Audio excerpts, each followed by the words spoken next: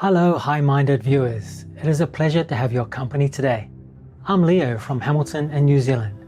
Our multicultural and united people send you our heartfelt love and pray that your lives be full of divine joy and blissful harmony.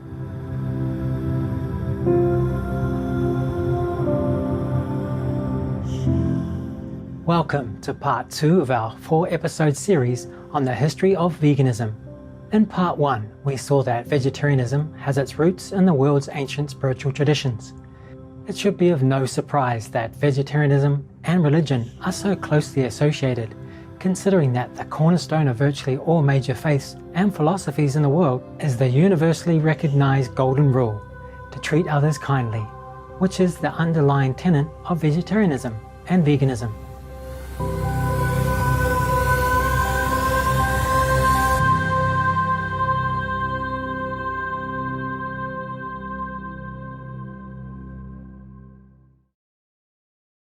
Do unto others as you would have them do unto you. Lord Jesus Christ.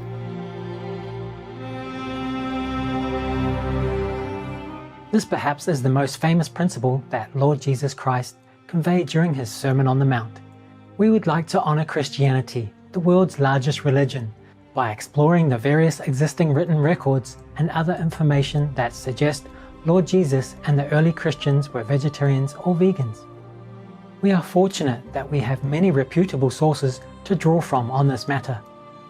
In the 4th century, the revered ascetic Saint Bishop Epiphanes quotes the Gospel of the Ebionites, where Lord Jesus rebukes the leadership of the Pharisees, saying,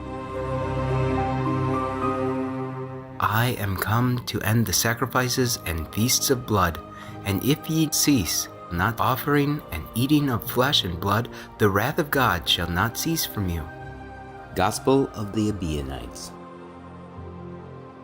Around the same time, the first significant early church historian, Bishop Eusebius of Caesarea, stated in the Proof of the Gospels regarding the apostles, they embraced and preserved in a strenuous and laborious life, with fasting and abstinence from wine and meat. Through Eusebius, we also learn that the respected Christian chronicler Hegesippus wrote in the 2nd century about Lord Jesus' brother, St. James the Just. James, the brother of the Lord, succeeded to the government of the church in conjunction with the apostles. He was holy from his mother's womb, and he drank no wine, nor strong drink, nor did he eat flesh. Saint Hegesippus. Since Lord Jesus and his brother St. James grew up in the same household, this is strong evidence that their parents, venerated Mary and St. Joseph, were vegetarians, thought to likely be part of a vegetarian Jewish ascetic community called the Essenes. There are many counsels against flesh eating in the New Testament, which was a collection of Greek translations of Hebrew and Aramaic texts, written at different times by different authors. Even in the most famous example, where Jesus is cited as feeding the multitudes with bread and fish, Church Father Saint Irenaeus of Lyon twice states in Against Heresies that Lord Jesus fed the multitudes with bread alone, as does Eusebius in the Proof of the Gospel 3.4. Furthermore, in Matthew chapter 16 verses 9 to 10, Lord Jesus himself, when referring back to this miracle, mentions bread but does not mention fish. If you would like to explore further about vegetarianism and Christianity, many books have been written on the subject, such as Jesus and Mary were kosher vegetarians, The Evidence from the Bible, The Early Church and Nutrition by James C. Tibbetts, The Forgotten Beginnings of Creation and Christianity by Carl Anders Scriver, The Lost Religion of Jesus by Keith Akers, and Is God a Vegetarian? Christianity, Vegetarianism and Animal Rights by Richard Allen Young.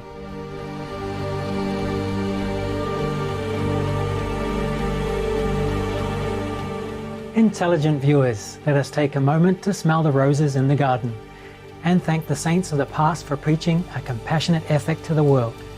Please stay tuned to Supreme Master Television.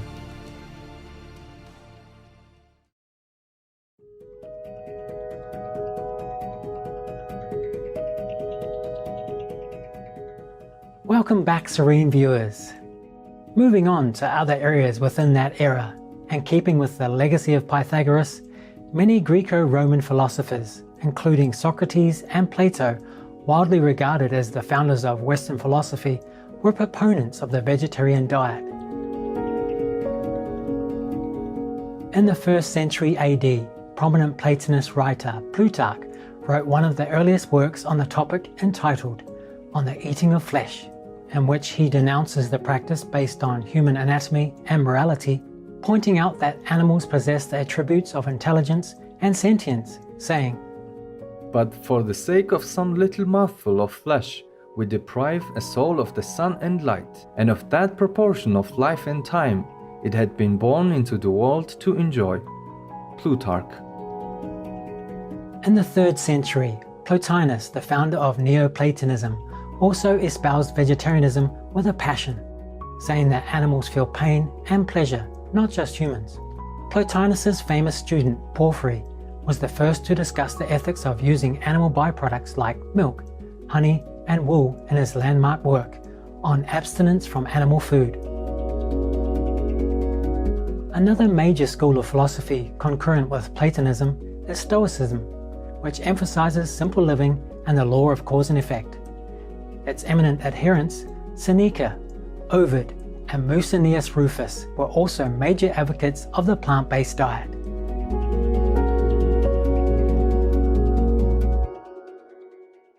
As we move now toward the east, we find that vegetarianism thrived in India under the religious practices of Jainism, Hinduism, and Buddhism. In the 3rd century, the Indian Buddhist king Ashoka the Great banned animal sacrifices and sport hunting, encouraged his people to follow a vegetarian diet, and made it illegal to burn forests that might harbor wild animals. Written sometime between the 4th century BC and 5th century AD, Indian philosopher T. Rualua wrote an exclusive chapter on vegetarianism in Tirukkural, widely considered one of the greatest works ever done on ethics and morality. Like renowned philosopher Confucius of China, he emphasized the virtues of benevolence, righteousness, courtesy, and trustworthiness as the foremost basic foundations of life. In the Middle East, around 600 BC or earlier, the great prophet Zoroaster advocated vegetarianism in Iran. His philosophy had a far-reaching influence on Western thought, Hinduism, and Judeo-Christianity.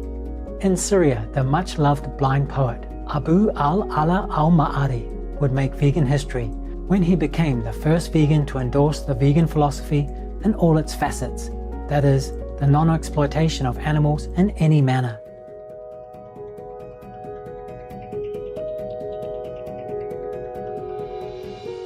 Let us listen to Dr. Andy Mars, longtime animal rights activist and an expert on raising vegan children, as he shares wisdom from al-Ma'ari in a speech on vegan history in 2018. Around the year 1000, al-Ma'ari stated, "Come to me that thou mayest hear the tidings of sound truth.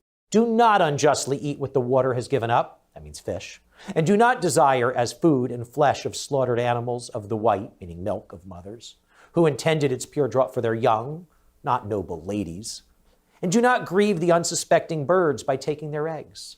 For injustice is the worst of crimes, and spare the honey which the bees get betimes by their industry from the flowers of fragrant plants. For they did not store it that it might belong to others, nor did they gather it for bounty and gifts.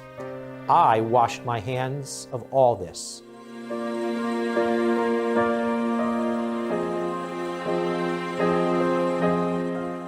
As the Middle Ages welcomed a new dawn in the form of the Renaissance period, from the 14th to the 17th century, there was renewed interest in classical Greco-Roman philosophy, accompanied by an unprecedented flowering of cultural, artistic, political, and economic advancements. Vegetarianism would benefit from this transformation, together with a newfound humanism carried forward by greats such as Leonardo da Vinci, one of the most well-known intellectuals to walk the earth, who would write impassionedly against the mistreatment of animals, even rejecting leather and beeswax. On bees, for example, he wrote with ardent eloquence, "And many will be robbed of their stores and their food, and will be cruelly submerged and drowned by folks devoid of reason. O justice of God, Why dost thou not awake to behold thy creatures thus abused? Leonardo da Vinci. Thus, the stage was set for the age of Romanticism and the vegan movement that was to come in the early modern era. We will learn more about this in our next episode on Tuesday, May 14th. We look forward to seeing you again.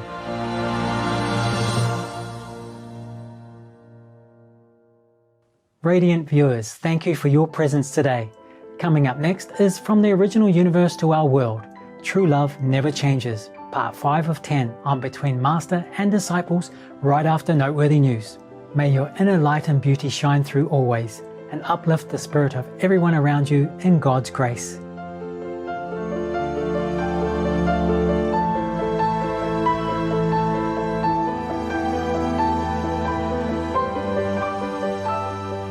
Our programs offer many languages. Please visit suprememastertv.com/schedule and suprememastertv.com/VEG.